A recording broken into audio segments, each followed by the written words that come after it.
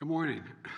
I'm going to be somewhat short today because shortly you're going to hear a helicopter landing outside the window here. I'm supposed to be in Colorado looking at the damage with the governor of that god awful firestorm that rolled through, and then I'm heading off to do Harry Reid's uh, funeral.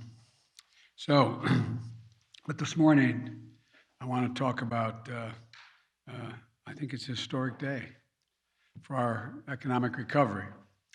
Today's national unemployment rate fell below 4% to 3.9%, the sharpest one-year drop in unemployment in United States history. The first time the unemployment rate has been under 4% in the first year of a presidential term in 50 years. 3.9% unemployment rate. Years faster than experts said we'd be able to do it.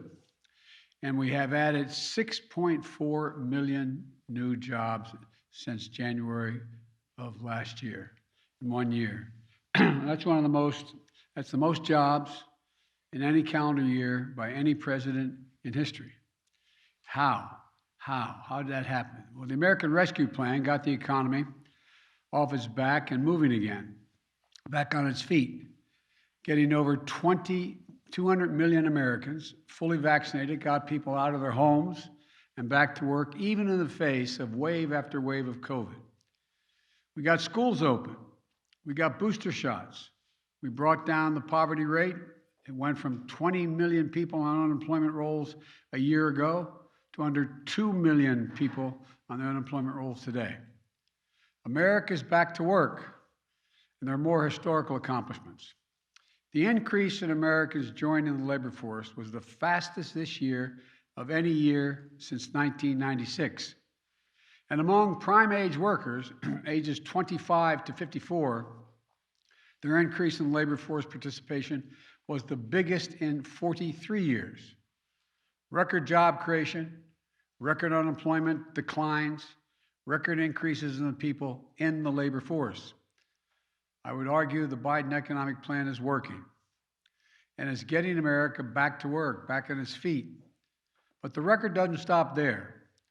Today's report also tells us that record wage gains, especially for workers in some of America's toughest jobs, women and men who work in the frontline jobs in restaurants, hotels, travel, tourism, desk clerks, line cooks, wait staff, bellmen, they all saw their wages at a historic high, the highest in history. Their pay went up almost 16% this year, far ahead of inflation, which is still a concern. Overall, wage gains for all workers who were not supervisors went up more in 2021 than any year in 4 decades. There's been a lot of press coverage about people quitting their jobs. Well, today's report tells you why. Americans are moving up to better jobs with better pay, with better benefits. That's why they're quitting their jobs. This isn't about workers walking away and refusing to work. It's about workers able to take a step up to provide for themselves and their families. This is the kind of recovery I promised and hoped for the American people, where the biggest benefits go to the people who work the hardest and are more often left behind.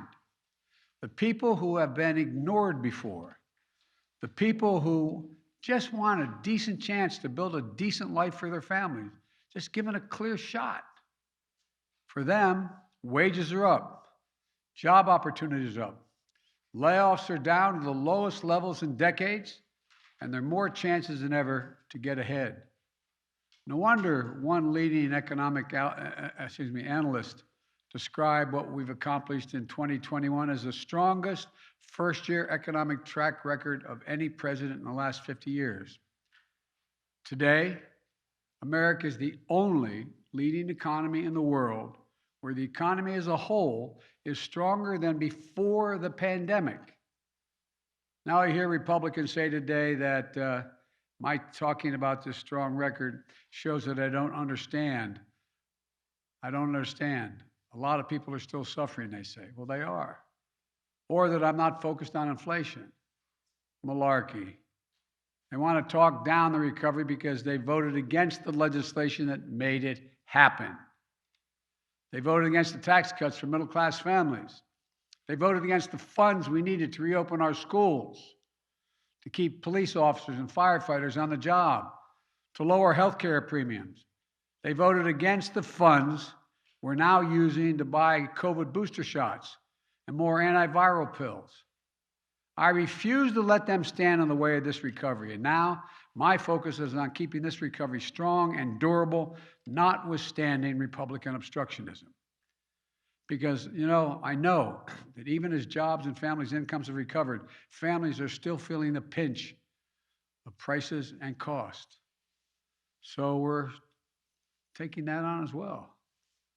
And the way to do that is not to step back from the economic progress we made, but to build on it. I've laid out a three-part plan to address costs families are facing. One, first part of that plan, fixing the supply chain. Two, protecting consumers and promoting competition. Three, lowering kitchen table costs, including with my Build Back Better Act. First, the supply chain. A couple of months ago, we heard a lot of dire warnings about supply chain problems leading to a crisis around the holidays, Thanksgiving and Christmas. We acted. We brought together business and labor to solve the problems. The much predicted crisis didn't occur. The Grinch did not steal Christmas, nor any votes.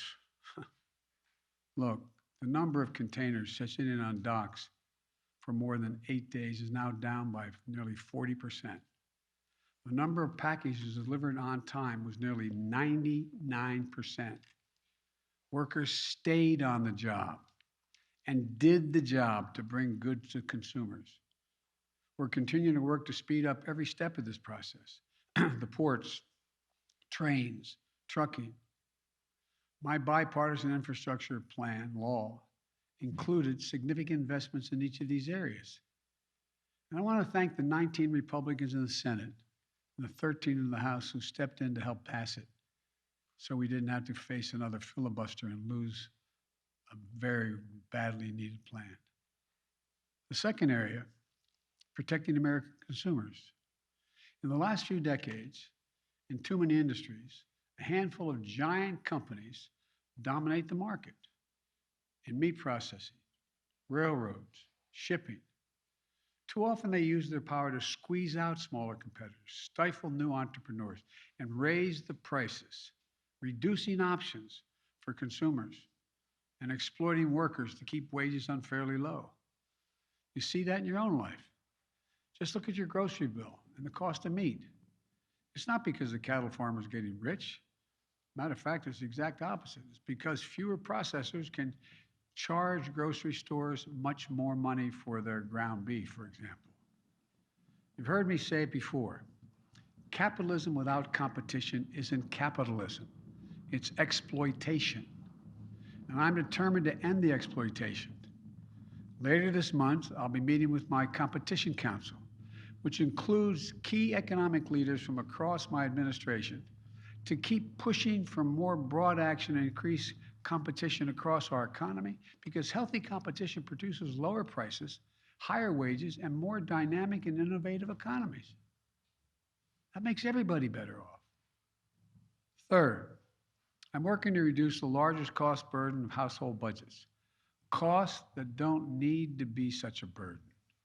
And the biggest weapon at our arsenal is my Build Back Better Act, which will reduce what families have to pay for basic necessities to live a life, raise a family, from prescription drugs to health care to child care, and more help so families can cover the cost of raising their children and caring for their loved ones, their older loved ones. As we've seen over and over again throughout this pandemic, if people can't find affordable child care, they can't work.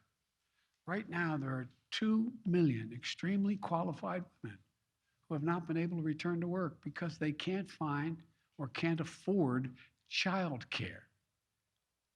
On health care, we've made quality coverage through the ACA more affordable than ever before, with families saving an average of $2,400 on our annual premiums, and 4 out of 5 consumers finding quality coverage for under $10 a month.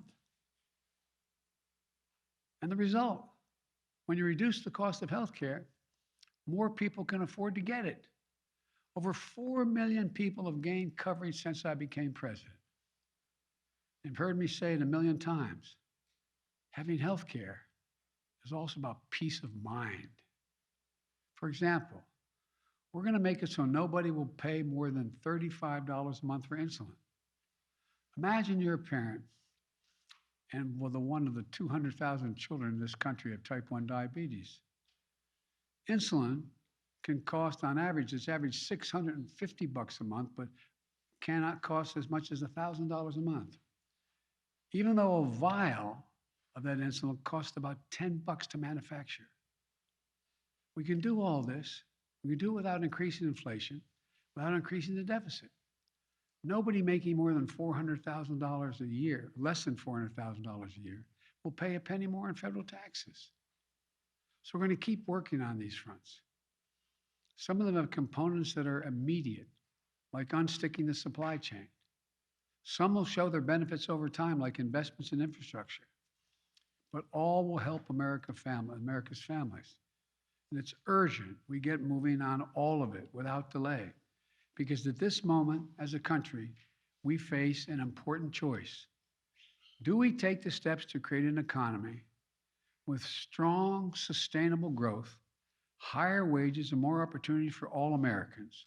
Or do we settle for an economy that wasn't working for our middle class even before the pandemic began? An economy that delivered sluggish growth, stagnant wages, limited opportunities. I'm not an economist, but I've been doing this a long time. But here's the way to look at it. If car prices are too high right now, there are two solutions. You increase the supply of cars by making more of them, or you reduce demand for cars by making Americans poorer. That's the choice. Believe it or not, there's a lot of people in the second camp. You hear them complain that wages are rising too fast among very middle class and working class people who have endured decades of stalled incomes. Their view of the economy says the only solution to our current future challenges is to make the working families that are the backbone of our country poor or keep them in the state they're in. It's a pessimistic vision, and I reject it. I reject the idea that we should somehow punish people because they finally have a little more breathing room. America doesn't need to settle for less. We need an economy that has the capacity to generate more growth, more jobs, and more opportunity for all Americans. That's why we're going to keep doing everything we can to, one, unstick the bottlenecks that are keeping goods from getting to consumers. Two, build better infrastructure so that we can get parts and goods to factory floors quicker and cheaper. Three, bring more of that production back here to the United States to make our supply chain more secure. Let's make let's make what we're selling in America made in America. So we're not at risk of foreign supply chains and shipping delays. And in doing so, get more Americans working in jobs with rising wages. I want to be clear. I'm confident the Federal Reserve will act to achieve their dual goals of full employment at stable prices and make sure the price increases do not become entrenched over a long term with the independence that they need. But the best way that I, as president, and the Congress as a legislature can tackle high prices is by building a more productive economy with greater capacity to deliver for the American people. A growing economy where people have more opportunities, more small businesses opening, and I might add, parenthetically, there's 30% increase in the application for new small businesses, and goods get to market faster. The economy where we don't just grow the economic pie to make sure people who bake the pie get a fair slice of it as well. For too long, Republicans have thrown around terms like pro-growth and supply-side economics to drive an economic agenda that didn't deliver enough growth and supplied more wealth to those who already were very well off. From day one, my economic agenda has been different. It's been about taking a fundamentally new approach to our economy, one that sees the prosperity of working families as a solution, not the problem. There's never been a time I can think of when the middle class and working class have done well that the wealthy haven't done very well.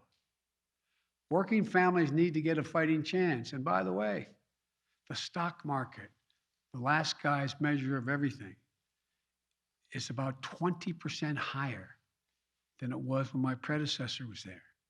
It has hit record after record after record on my watch while making things more equitable for working class people.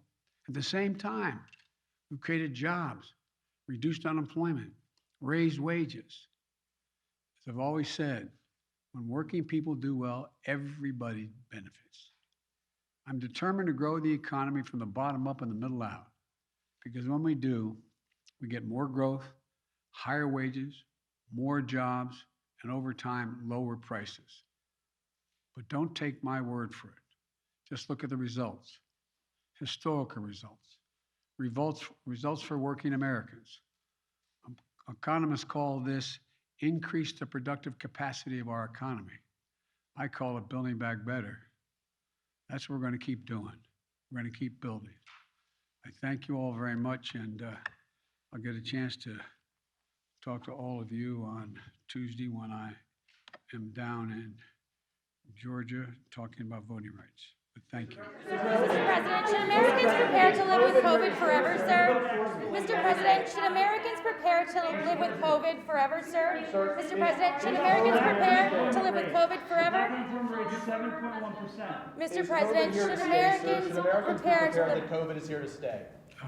No, I don't think COVID is here to stay. That having COVID in the environment here and in the world is probably here to stay. But COVID, as we're dealing with it now, is not here to stay. The new normal doesn't have to be. We have so many more tools we're developing and continuing to develop that can contain COVID and other strains of COVID. So I don't believe this is that. If you take a look, we're very different today than we were a year ago, even though we still have problems. But 90% of the schools are open now. It was 98, it's down to 90, but is open now because we spent the time and the money in the Recovery Act to provide for the ability of schools to remain open. And, what we're doing now is we talked about, how we're dealing with testing. Well, we have been doing now, we've had 300 million tests per month so far. And that's 11 million tests a day. In addition to that, we're in the process of ordering 500,000 new tests. And so we're going to be able to control this. The new normal is not going to be what it is now. It's going to be better. Thank you very much.